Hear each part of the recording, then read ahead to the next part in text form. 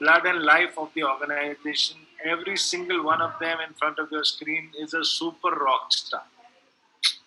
And today we are super excited because we are going to hear from a real life rock star. No, these are also rock stars only. You are a real life rock star. You are somebody who has motivated millions.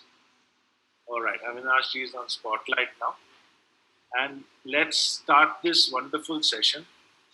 Ek se anek. Before I give the mic to Avinash ji and ask him to address us all, I would like to thank you, Avinash ji, from the bottom of my heart, from all these wonderful people in the screen, that we are so delighted that you took the time to speak with us. This is a series which we've started from the first day of lockdown, and it's been continued every single day. We've been fortunate that Yogesh ji has been introducing us to such wonderful souls like you, who will help us in our journey to, break the negativity and turn it into positivity during this lockdown. So this Lockdown to Leadership series, I would like to welcome Avinash Tikkuji, and before I welcome him, I'd just like to say something about him. That there are two lines which I thought of while reading about him and listening to him and hearing. They're very simple lines. It says that I am like the phoenix and I rise from the ashes. So let's welcome the phoenix who rose from the ashes, Avinash Tikkuji. Thank you so much, Rajat ji. I am absolutely honored, and it's my privilege that I can talk to an audience who have not just they are living for themselves, they are living for so many other people and helping them to live a livelihood which everybody wants to live. And I think the first time I saw Rajat ji and the first time I saw the Safe Shop seminar, I still cannot forget that memory. I was totally astonished with the whole setup, with the energy. So I think I'll just do the introduction in English, then I'll come back to Hindi. So first time when I was introduced to this workshop, जब हमारे को बोला गया, when we told to teach this, I am a very enthusiastic person myself. It's many people tell me that, how come you're enthusiastic so much? And I say, yeah, it's because of the meditation and Kriya. And I went in that Dholankuwa hall. I have not seen that enthusiasm ever in my life. Like, I felt like that hall was on fire. I mean, it felt like it was a volcano ready to erupt. So, and I could understand what kind of training and what kind of a vision and the leadership Rajat ji must have provided, that every single person was so charged up. And we remember that all of us we came to that stadium and where Gurudev addressed, and all of us know the energy which was created. So I am first of all honored that I know a personality like Rajat ji, who has helped millions to achieve an independence in terms of financial stability, which is a big deal these times. And I am thankful to Yogesh ji for giving me this opportunity, thinking that I'll be the right person to address such brilliant leaders. So I thank each one of you that you have come here to listen to me. मैं हिंदी में अभी पूरी बात करूंगा, but मैं रजत जी को बहुत बहुत धन्यवाद देना चाहता हूँ, राजू जी को, संजय जी को और योगेश जी को, जिनने मेरे को आमंत्रित किया, और आप सब लोगों ने जिनने लोगों के लिए इतना बड़ा एक उद्देश्य दिया जीवन जीने का. सो बहुत बहुत तहे दिल से मेरा धन्यवाद है. तो शुरू करते हैं. तो मेरा नाम अविनाश टिक्कू है, और आई थिंक काफी लोग मेरे सरनेम से पहचान जाते हैं कि ये टिक्कू तो बड़ा रेयर नेम है, क्योंकि टिक्कू सिर्फ एक ही प्रांत में पाए जाते हैं, वो कश्मीर है. तो मैं अपनी कहानी कश्मीर से ही शुरू करूंगा. मेरे को कहानी में बताने में थोड़ा अच्छा लगता है. तो 1990 में हमारे को रातों रात कश्मीर छोड़ना पड़ गया, बिकॉज हम सबको पता है कश्मीर में क्या हुआ. आई थिंक लास्ट एक साल से कश्मीर के ऊपर काफी सारा डिस्कशन हुआ है. लोगों को 370 के बारे में पता चला है, कश्मीर के मुद्दों के बारे में पता चला है. तो काफी आई विल से लाइमलाइट में आया है कश्मीर. तो लोगों को पता भी चलने लगा क्या हुआ क्या. तो जस्ट एक छोटा सा ब्रीफ दूंगा. 1990 में अराउंड 4.5-5 लाख कश्मीरी पंडित को रातों रात घर छोड़ना पड़ा. हमारे को भी छोड़ना पड़ा, जिसमें कि रातों रात हमारे को बोला गया था कि अगर आप सुबह तक घर नहीं छोड़ेंगे तो आपका परिवार सहित आप जिंदा नहीं रहेंगे।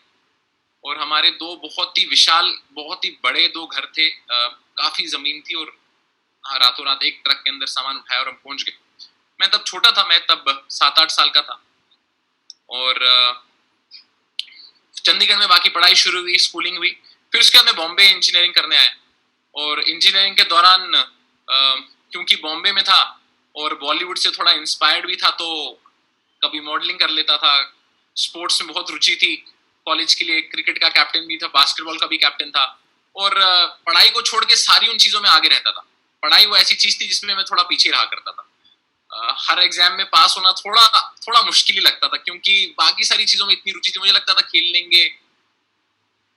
जब तक मेरे जीवन में 2006 सितंबर में मेरे एक बहुत ही प्रिय मित्र ने मुझे बोला कि अविनाश, तुम्हें एक आर्ट ऑफ लिविंग का वर्कशॉप करना चाहिए। अब उस टाइम तक मेरा जो एटीट्यूड था वो बड़ा ऐसा था कि यार देख लेंगे, जीवन जी लेंगे, कोई बात नहीं, मुझे जीवन जीना आता है। क्योंकि खुद ही बड़ा ऐसा, आप बोल लो कि ऐसा नहीं होता कि जो लीडर टाइप के होते हैं कि कॉलेज में हर चीज में आगे, फेस्टिवल ऑर्गेनाइज करना है, कॉलेज में करना है, लड़ाई करनी है, सबसे आगे। तो मेरी एक फ्रेंड हुआ करती थी, बोलती थी, मैं बोलता था यार ये सब चीजें ना बकवास होती हैं, ये सब दाढ़ी, लंबे बाल, ये सब का भरोसा नहीं होता, क्योंकि किसी ना किसी का स्कैम। मैंने कहा ये आर्ट ऑफ लिविंग तो मुझे आता है, मुझे कौन सिखा सकता है जीवन। तो मेरी फ्रेंड ने बहुत थक हार के अपनी हिम्मत ही छोड़ दी। बट मेरे एक बहुत ही प्रिय मित्र थे जो मेरे साथ रहा करते थे, मेरे से 3-4 साल बड़े थे, MBA कर रहे थे। तो उनने मुझे बोला, अविनाश तुम्हें एक कोर्स करने की आवश्यकता है, इससे तुम्हारी एनर्जी चैनलाइज हो जाएगी। मैंने कहा मैं बिल्कुल खुश हूँ। कहते खुशी की बात नहीं है, तुम्हारे अंदर इतनी ऊर्जा है, ये ऊर्जा को कोई डायरेक्शन नहीं मिल पा रही है। तो आप कुछ लोगों को आप ना नहीं कर सकते हो, लेकिन ऐसे कुछ लोग अपने जीवन में प्रिय होते हैं जिनको आप बिल्कुल ना नहीं कर सकते। मेरे मित्र मेरे लिए वो थे। कोर्स की फीस 3,000 रुपए हुआ करती थी 2006 में बॉम्बे में। तो पूरे पॉकेट मनी निकाल के मैं कोर्स करने गया। और कोर्स पे जो मेरे ट्रेनर्स थे, आई थिंक आप सब लोगों का भी उनके साथ इंट्रोडक्शन हुआ होगा, दिनेश गोड़के जी उन्हें एड्रेस किया है, वो मेरे ट्रेनर थे, IIT से थे। और उनकी जो पर्सनालिटी, एक बहुत ही पावरफुल पर्सनालिटी, तो मुझे उनके देख के अच्छा लगा। क्योंकि एक IITian अगर योगा और ध्यान सिखा रहा है तो मुझे लगा कि कुछ तो चीज है इस चीज के अंदर। तो कोर्स चलता गया, लोगों ने ध्यान करना शुरू किया, मैंने ध्यान करना शुरू किया, और बड़ा ही इंटरैक्टिव था। ऐसा मुझे जनरली लग रहा था कि ये योगा ध्यान का शिविर है, तो यहाँ पे तो कोई इंसान हाथ करके ऐसे बैठा होगा, माला लगी होगी और प्रवचन दे रहा होगा। और आप में से मेरे को भी अभी भी याद है, कुछ लोग मेरे को अपने जब कोर्स मिले थे वो बोल रहे थे हमारी एक छोटी सी दुकान थी, अब हम एक पॉर्श चला रहे हैं, हम फरारी चला रहे हैं। आई थिंक ये इसीलिए हुआ क्योंकि रजत जी ने आपके अंदर एक संकल्प भरा, आपके अंदर एक जुनून भरा, मगर आपने वो करके पूरा दिखाया। सिर्फ बैठ के और सोच के नहीं किया। आपको हो सकता है कुछ लोग उनके पहले लगा होगा कि नहीं ऐसे नहीं करते, ये तो चीजें चलती थोड़ी ना है, बट आप जिन लोगों ने किया, आप लोगों के लिए रोल मॉडल बन गए। ये सुनो, आप अपना थम्स अप करके मुझे दिखा सकते हैं। तो ये चीज बहुत ही इंपॉर्टेंट है क्या। और मेरा हर टाइम सबके साथ ये कहना जरूरी है, मैं ये कहता हूं कि कभी भी जो इतिहास है 3 टाइप के लोगों से बनता है। 3 टाइप के लोग कौन है? एक जो इतिहास बना रहा होता है, जो उस टाइम पे चीजें खुद कर रहा होता है, जो लगा होता है। दूसरे व्यक्ति वो कौन है? तो देख रहे होते हैं कि यार ये लोग क्या कर रहे हैं, यार ये लोग यहाँ जा रहे हैं, उसको बोल रहे हैं, अपनी किट लेके जा रहे हैं, एकदम जहां पे भी जाते हैं अपनी बात करते हैं। जैसे हम अपनी आर्ट ऑफ लिविंग की बात करते हैं, हमारे को कोई इंसान सांस लेता हुआ दिख जाता है तो हम चालू हो जाते हैं कि भाई सुदर्शन क्रिया करो, आर्ट ऑफ लिविंग का कोर्स करो। वैसे आपका भी होता होगा। मुझे याद है हम जब सेफ शॉप का प्रोग्राम लेने आए थे तो बहुत सारे लोग हमारे पास ही आ गए थे कि आप मेंबर बन सकते हैं क्या? क्यों? क्योंकि आप लोग कर रहे हैं। फिर दूसरे लोग हैं जो देखते हैं, यार ये कौन पागल लोग हैं यार, हर टाइम ये आर्ट ऑफ लिविंग की बात, ये देखो मार्केटिंग की बातें करते हैं, प्रोडक्ट ट्रेनिंग की बात। और तीसरे लोग कौन से होते हैं? जो अगले दिन खबर में पढ़ते हैं, अरे यार ये देखो यार, ये तो मेरे साथ रहता था इंसान, ये तो आज पोर्श में आ रहा है, फरारी में आ रहा है। अरे ये अविनाश तो वही है जो कॉलेज में कुछ नहीं करता था, अरे यार ये तो भी पार्लियामेंट में एड्रेस कर रहा है। बट इतिहास जो बनाता वही है जो उस टाइम पे उस इतिहास में लगा होता है। और मैं आपको बोल रहा हूं, आप लोग इस देश की आर्थिक व्यवस्था का इतना बड़ा इतिहास बना रहे हैं जिसका कोई सोच के परे हो जाएगा ये, जब पूरा जैसा रजत जी का जो विजन है, क्योंकि आप इतिहास बना रहे हैं।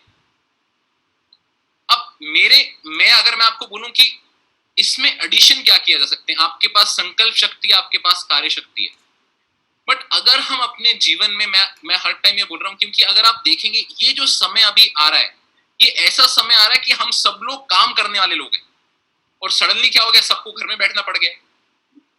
और अब ये बड़ा मुश्किल होता है, जिस इंसान को काम करने की आदत है, सुबह 50-50 मीटिंग करनी है, टॉक्स देनी है, अब उसको घर में बैठा तो फोन पे भी कितना काम करेगा, तो यहाँ पे मन थोड़ा गड़बड़ होना शुरू हो जाता है। तो वहां पे अगर हमारे को अपने मन को भी जीतना आ गया, जैसे कहती है तो बोला ही गया, मन जीता जग जीता। और जिस दिन आप अपने मन को अपनी मर्जी से चलाना शुरू कर देंगे, मैं आपको बता रहा हूं, जो अभी आप काम कर रहे हैं उससे मल्टीफोल्ड ज्यादा काम करना शुरू कर देंगे, एक शांत मन रखते हुए। क्योंकि बहुत बारी क्या होता है, मन में तो संकल्प तो लेते हैं, मगर जब वो संकल्प नहीं पूरा होता या तो क्या होता है, उसके साथ राग द्वेष आ जाता है। क्योंकि सांस एक ऐसी प्रक्रिया है जिससे आप जैसे ही थोड़ा सजग हो जाते हैं, क्योंकि सांस हर टाइम वर्तमान में चलती है, शरीर तो है ही वर्तमान में, और जैसे ही सांस शरीर का कनेक्शन हो जाता है, आप देखेंगे मन भी वर्तमान में आना शुरू हो जाता है। और जितना आप वर्तमान में रहेंगे, मैं आपको बता रहा हूं, उतने आपके आइडियाज ज्यादा आएंगे, उतने आप क्रिएटिव हो जाएंगे, और उतनी आपको थकेंगे नहीं। क्योंकि आधा टाइम तो हम मन से थक जाते हैं अपने, क्योंकि मन इतनी अजीबोगरीब चीजें लेके आता है और हम थक जाते हैं। तो ये जब आप कुछ लोगों ने तो आर्ट का वर्कशॉप किया, तो इस चीज को बहुत अच्छे से समझ सकते हैं, बट ये जानना बहुत जरूरी है कि ये हमारा जीवन जो है, इसमें हमारे को थोड़ा दृष्टिकोण अंदर भी लेके जाना जरूरी है। जैसे मैं वापस बोल रहा था, अभी अगर आप देखेंगे तो मेरे को एक तरीके से लग रहा है कि ये पूरी प्रकृति ने ना अपने लिए टाइम ऑफ लिया हुआ है, पूरी प्रकृति रिबूट कर रही है अपने आप। मतलब दिल्ली जैसी जगह में आकाश नीला दिख रहा है, इतना नीला आकाश मैंने लास्ट 14 सालों में नहीं देखा जब से मैं दिल्ली आया हूं। मेरे घर के, मैं मयूर विहार में रह रहा हूं, मेरी पीछे वाली बालकनी में कम से कम 10 से 15 चिड़ियाओं की चहचहाट सुनने को मिलती है। क्यों? प्रकृति पूरी अपने आप को एक तरीके से रिबूट कर रही है। तो जब प्रकृति अपने आप को रिबूट कर रही है, मुझे लगता है कि ये हमारे को भी थोड़ा टाइम ऐसा है कि हम थोड़ा अपने ऊपर थोड़ा दृष्टिकोण अंदर लेके जाएं, थोड़ा ध्यान योग करें और देखें कि अच्छा मेरी गोल सेटिंग सही है कि नहीं है, मैं जिस दिशा में जा रहा हूं मेरे को कैसे इंप्रूव करना चाहिए। और ये टाइम अपने ऊपर इन्वेस्ट करने का है। क्योंकि आधे लोग मेरे को बोलते हैं अरे हम बोर हो रहे, अरे भैया बोर हो गए। कैसे बोर हो गए? आपके पास इंटरनेट है, आपको जो आपने इतना बड़ा संकल्प लिया है, आप देखिए कि उससे कैसे अपने आप को स्किल सेट्स बढ़ा सकते हैं। एक्सरसाइज करना शुरू करिए। क्योंकि देखिए बहुत लोग क्या ना शरीर को इतना एग्जॉस्ट कर लेते हैं क्योंकि अपने जीवन को कंफर्टेबल बनाने के लिए, मगर फिर शरीर का साथ देना बंद हो जाता है। तो आप शरीर के ऊपर थोड़ा ध्यान दीजिए, हर दिन 20-25 मिनट एक्सरसाइज करिए। तो क्या होगा, जब ये लॉकडाउन छूटेगा तो आप उतने तंदुरुस्त होके, चुस्त होके और ज्यादा लोगों से मिलेंगे। क्योंकि आजकल की जो बीमारियां, अनफॉर्चुनेटली 90% बीमारियां साइकोसोमैटिक बीमारियां। साइकोसोमैटिक बीमारियां मतलब मानसिक, और मानसिक की बीमारियां शुरू कहां से होती है? मेरा क्या होगा, मेरा क्या हो चुका है। इन्हीं दोनों से बीमारियों का रूट कॉज शुरू होता है, और कोई रूट कॉज नहीं है। कुछ लोग उन चीजों को इतना पकड़ लेते हैं फिर निकाल नहीं पाते, फिर वो अलग अलग बीमारियों का रूप ले लेती है। बट अगर हम थोड़ा सा अपने टाइम में 15 मिनट 10 मिनट थोड़ा रुके, थोड़ा सांसों पे ध्यान लिया, योग किया, थोड़ा प्राणायाम किया, थोड़ी एक्सरसाइज की, और अपने नए नए स्किल्स को डेवलप किया कि अच्छा ठीक है, मेरे को प्रेजेंटेशन देने के नए नए तरीके कैसे दे सकता हूँ, तो आप भी इस पे, मैं बोल रहा हूँ ना कि ये टाइम को इन्वेस्ट करिए कि जब आप बाहर निकलें, जिस व्यक्ति से आप मिले, आपकी एनर्जी, आपका कंसंट्रेशन, फोकस ऐसा शार्प हो कि लोग आपसे आंखें ना हटा पाए। तो ये टाइम इन्वेस्ट करने का है। और सिंपल तौर में अगर हम देखेंगे, 4 सोर्सेस से एनर्जी मिलती है हमारे को। कहां से मिलती है? खाने से मिलती है, सोने से मिलती है, सांस से मिलती है और मन से मिलती है। अभी खाने पे तो हम सब लोग ध्यान देते हैं, मगर सही खाना बहुत जरूरी है। सही प्रकार का खाना सही समय पे खाया जाए, उससे ऊर्जा मिलती है। क्योंकि ऊर्जा आप लोगों के लिए सबसे ज्यादा जरूरत है। मुझे याद है हमारे फर्स्ट या सेकंड डे पे थोड़ा खाना लेट हो गया था, मगर फिर भी ऊर्जा कम नहीं हुई थी, मगर फिर भी कुछ लोगों को लग रहा था भैया अभी खाना तो चाहिए, नहीं तो अगले सेशन में हम चीख नहीं पाएंगे। क्योंकि खाने से तो ऊर्जा मिलेगी, उसको छोड़ नहीं सकते। तो सही प्रकार का खाना कहा जाता है, इतना बोला जाता है, ऐसा बोला जाता है कि अंजलि भर के। अगर पंजाब जाए तो पंजाब वाले लोग बोलते हैं इसको ऊपर कितना लेके जाना है, बट कहा जाता है इतना हमारे पेट का साइज है। ये मेरे हाथ का नहीं, आपके अपने हाथ का, क्योंकि मेरा हाथ ज्यादा बड़ा भी दिख रहा होगा आपको स्क्रीन पे। तो सही प्रकार का भोजन कहा जाता है ऐसा, शाकाहारी भोजन, फ्रेश, नया, फ्रेशली कुक्ड, उससे ऊर्जा मिलती है। फिर कहते हैं सोने से ऊर्जा मिलती है, कहते हैं 6 से 8 घंटे रात को सोना। कुछ लोग अपनी रात सुबह के 4 बजे चालू करते हैं, उससे ऊर्जा नहीं मिलेगी, रात में सोने से। और फिर सांस और एक शांत मन से। तो ये चारों चीज, अभी अब मैं क्यों बोल रहा हूं, क्योंकि हम ना बहुत बारी सिर्फ 2 प्रकार से ऊर्जा लेते हैं। क्योंकि आप जितनी बात करते हो, नए लोगों से मिलेंगे, आपकी ऊर्जा तो जाएगी। तो अगर आपको समझ आ जाए कि खाना और सोना तो चल ही रहा है, बट उसके साथ हम थोड़ा सांस और शांत मन को भी एड्रेस कर लेते हैं, तो क्या होगा, आप और लग जाओगे। मतलब 2 एक्स्ट्रा सिलेंडर आपके सिस्टम में चालू हो जाएंगे और आपका इंजन और लंबा चलेगा, है ना। तो मेरे को इन सब टेक्निक से, ऐसा मैं आपको बोल रहा हूं कि माध्यम बनाऊं मैं गुरुदेव की सेवा करने के लिए। और उनमें से कुछ ऐसे ऐसे एक्सपीरियंसेस आए जिसमें कि आंखों में से आंसू बाहर आ जाते हैं। जैसे मैं आपको अपना एक छोटा सा तिहाड़ जेल का अनुभव बताना चाहूंगा। इससे मेरे को, मैं जब आर्ट का टीचर बना, तो इससे मतलब मेरा पूरा दृष्टिकोण पूरा बदल गया। हमारे को, क्योंकि मेरे को बहुत ऐसा मन में था कि मुझे आतंकवादियों को सिखाना है, उनको बदलना है। तो पता चला कि भाई फोन आ गया कि हम आर्ट ऑफ लिविंग के कोर्सेज वैसे तिहाड़ जेल में बहुत रेगुलर बेसिस पे होते हैं, ये किरण बेदी जी ने शुरू करवाया। तो फिर मैं चला गया, मैं रेडी वेडी हुआ और पहुंच गया वहां पे। और जैसे ही मैं पहुंचा वहां पे, तो देखा इतनी ऊंची दीवार। वो दीवार देख के थोड़ा तो मन मेरा ऐसा घबरा गया। मैंने कहा ये कहाँ जा रहा हूँ मैं। और फिर अगर आप में से कभी किसी का बाय चांस किसी से मिलने गए होंगे, ऐसा भगवान ना करे, तो हर एक जो भी विजिटर होता है ना, जो अंदर जिसकी परमिशन होती है, उसको स्टैंप लगाते हैं यहाँ। तो जिसने स्टैंप लगाई बोला कि भैया आप ना ये स्टैंप मिटने मत देना। मैंने कहा क्यों? कहता अगर मिट गई तो अंदर ही रह जाओगे। मैंने कहा क्या बोल रहे हो यार, ये क्या बोल रहे हो आप। तो मैं थोड़ा ऐसा हल्का सा चिंता में आ गया। तो ऊपर से गर्मी का समय, थोड़ा हल्का हल्का पसीना आ रहा है। तो मैंने बड़ा उसको सोच समझ के रखा।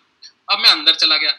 अभी अंदर क्या देखता हूँ, अंदर देखता हूँ जेलर है। और अब जेलर कहाँ से है, आपको तो पता है दिल्ली पुलिस में मेजोरिटी स्टाफ तो हरियाणा के मूलता है, और हरियाणवी भाषा भी बहुत मीठी भाषा है, अगर किसी का रूबरू हुआ होगा हरियाणवी भाषा से।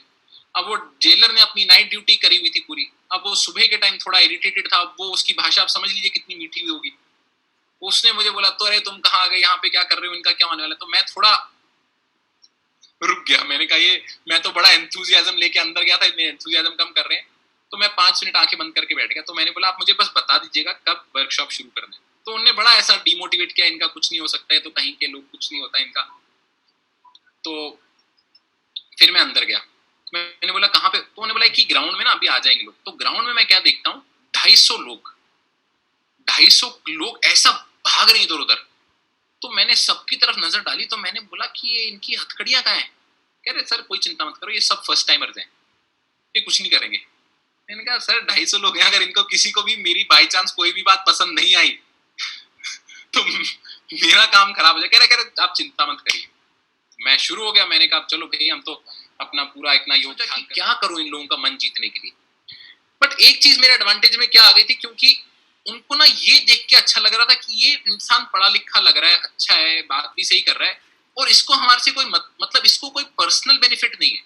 तो लोग ना मेरे पास अपनी पुरानी अपनी सारी चीजें शेयर करते थे कि भाई भैया मैंने उसको ऐसे मार दिया, मैंने उसका गला काट दिया। तो बड़े कंफर्टेबली शेयर कर लेते थे। उनको बड़ा अपनापन लगा मेरे से, पता नहीं क्यों। तो मैंने कहा यही एक तरीका है जिनसे इनसे बात कर सकते। तो मैं 3rd डे गया और मैंने उनको बोला कि आप लोगों को ना, आज मैं सिर्फ बाय बोलने आया हूँ, मैं कोर्स सिखाने नहीं आया हूँ, क्योंकि मुझे लग रहा है आप लोग ये कोर्स शायद ना आप डिजर्व नहीं करते, क्योंकि मेरे से गलती हो गई। मुझे लगा कि आपके जीवन में कोई बदलाव ला सकता हूँ, मगर सॉरी। अब उनको ना सडनली थोड़ा बुरा लगने लग गया, क्योंकि 2 दिन तो हो गए थे। अब तीसरे दिन सब लोग यूं ऐसे सर नीचे करके बैठ गए, कोई ऊपर भी नहीं देख रहा है।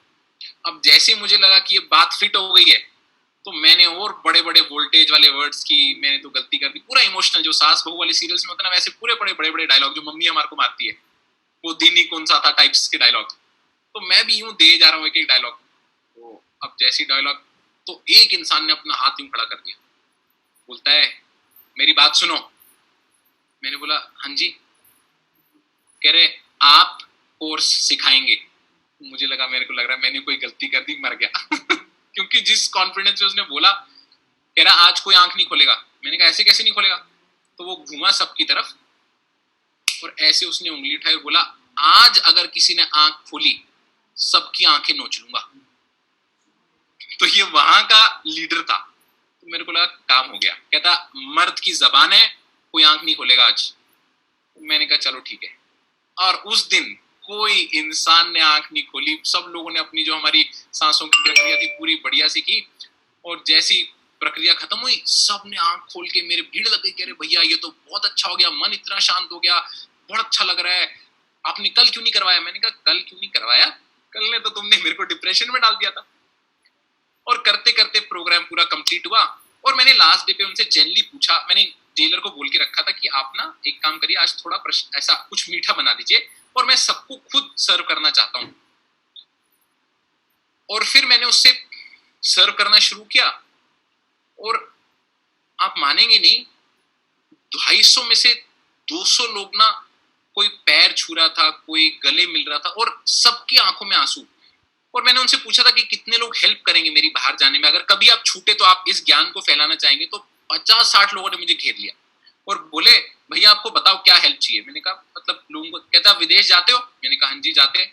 कहता भैया वीजा और पासपोर्ट की चिंता मत करना, हम दे देंगे आपको बना के। मैंने कहा मुझे ये हेल्प नहीं चाहिए। बट उन 50 लोगों का ऐसे था कि कह रहे भैया, उनकी एक बात मुझे अभी भी याद है, कह रहे भैया ये ज्ञान में आ गए होते ना तो यहाँ पे कभी नहीं आते। मन, क्योंकि भैया सारा गड़बड़ी मन का होता है, मन पे काबू नहीं रहा, उस टैश टैश में आके कर दिया। और मैं आपको बता रहा हूं उससे क्या मैं बोलूंगा, फुलफिलिंग एक्सपीरियंस मेरे को मिला नहीं है। और ऐसे भी क्रिमिनल्स थे जिनने 25-25, 15-15 मर्डर किए थे और जिनने बोला कि भैया ये ध्यान और योग का शिविर करने के बाद ना, आज के बाद कभी हम क्राइम की तरफ देखेंगे भी नहीं। तो मुझे उस दिन रियलाइज हो गया कि ये जो ज्ञान गुरुदेव ने बनाया लोगों के लिए, आई थिंक ये बहुत ही अलग लेवल पे काम करता है और एक मनुष्य के अंदर मनुष्यता जगा देता है। क्योंकि हम बहुत छोटी छोटी चीजों में खो बैठते हैं। और उस दिन मुझे लगा कि ये जो काम हो रहा है और जो गुरुदेव जिस प्रकार इस दुनिया को जोड़ रहे हैं, आई थिंक मेरा सौभाग्य है कि मैं इस बहुत बड़े मिशन का हिस्सा बन सकता हूँ। और ऐसे हजारों अनुभव हैं। कभी कोई कॉलेज का स्टूडेंट है, बोलता है कि भैया मैं सुसाइड के वर्ष पे था, आर्ट ऑफ लिविंग के वर्कशॉप में बात की, सुसाइड करना छोड़ दिया उसने। तो मैं आपको ये बता रहा हूँ क्योंकि दृष्टिकोण जो है ना, कभी भी नहीं समझ आता मन कहाँ पलटी मार सकता है। क्योंकि ये सबसे डेंजरस चीज है हमारा मन।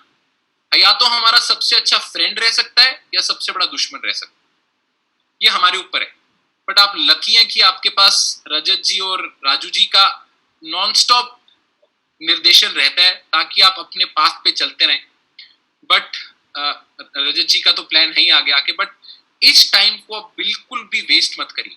ये वो टाइम है जहां पे आप अपने आप को बहुत अपग्रेड कर सकते हैं। सिर्फ नेटफ्लिक्स, अमेजॉन प्राइम, टीवी के सामने सिर्फ समय मत बिताइए। ये समय आप अपने आप को अपग्रेड कर सकते हैं, सच में बता रहा हूं। और बाहर निकलेंगे ना, आप अलग ही व्यक्तित्व लेके निकल सकते हैं। तो मेरा बहुत बहुत मेरे को अच्छा लग रहा है कि मेरे को टाइम मिला। अगर आपके पास कोई प्रश्न है तो मैं हैंडल कर सकता हूँ। अगर बाकी मुझे पता नहीं मैं क्या फ्लो में क्या क्या बोल गया, बट बहुत अच्छा बोले आप। और एक प्रश्न लेते हैं किसी से, आज एक प्रश्न लेने का समय है। तो दीपक और संजय किसको चूज करें प्रश्न लेने के लिए? मैं स्क्रीन से रैंडमली चूज कर लेता हूं किसी को। और चलिए अमरीश परिदा जी, मैं आपको अनम्यूट कर रहा हूं। आपका कोई प्रश्न है? अमरीश जी, आपको मेरी आवाज? Yes sir. हाँ, तो अमरीश जी पूछिए, कोई प्रश्न हो। सर मैं आपसे पूछना चाहता हूँ, जितना भी हमारा क्लासेस चल रहा था तो आर्ट एंड लिविंग हमारे तो बहुत परिवर्तन ला रहा है, लेकिन प्रयास लगातार नहीं हो पा रहा है। हमने भी आर्ट एंड लिविंग का ये कोशिश किया था, लेकिन लगातार प्रयास कर रहे नहीं हो पा रहे हैं। हमने जितना भी चेष्टा कर रहे हैं उसका नहीं हो पा रहे। और जब हम सुदर्शन क्रिया किए, बड़ी में वाइब्रेशन सृष्टि हुआ, वही डर से हम दोबारा करने के लिए नहीं चाह रहे। इतना वाइब्रेशन सृष्टि हुआ जो पूरा बॉडी को एकदम घुमा दिया सुदर्शन क्रिया में। तो फिर मैं प्रयास किया, उस टाइप का नहीं आया। शायद लगता है कहीं गलत हो रहा है, क्या हो रहा है इसको जानते हैं। अमरीश जी, मैं ना आपको एक जो हम कोर्स में क्रिया करते हैं, आप समझ लीजिए, क्योंकि पहली बारी अनुभव है, तो इतने सालों का जो हमारा टॉक्सिन्स है, डिटॉक्सिफिकेशन होती है, इसलिए उसमें काफी पहला इम्पैक्ट बहुत स्ट्रांग आता है। वो आप समझ लीजिए कि आप पहली बारी आपने 20-25 साल के बाद गाड़ी को किसी स्पेयर सर्विस सेंटर में डाला आपने, तो गाड़ी थोड़ी सी नॉकिंग करती है ना, खटखट खटखट, कार्बोरेटर से कचरा निकलता है। उसके बाद जब ज्यादा कचरा निकलता है तो फिर थोड़ा इंसान बेटर हो जाता है। तो आप उन संवेदनाओं पे अपना फोकस मत रखिए, बट करते रहिए। मैं नहीं बोल रहा हूँ कि आप पूरे जीवन भर का अपना निर्णय ले लीजिए, बट आप ये निर्णय ले लीजिए कि आज मुझे क्रिया करनी है। जैसे हम सब लोग ब्रश करते हैं अपने दांतों के लिए, वैसे आप सोच लीजिए कि मुझे आज अपने मन के लिए क्रिया करनी है। आज का संकल्प बनाइए, आज करना है, होता जाएगा। आज करते करते अगला दिन पहुंच जाएगा। ठीक है। Thank you, Avinash ji. And I would thank you for this wonderful session.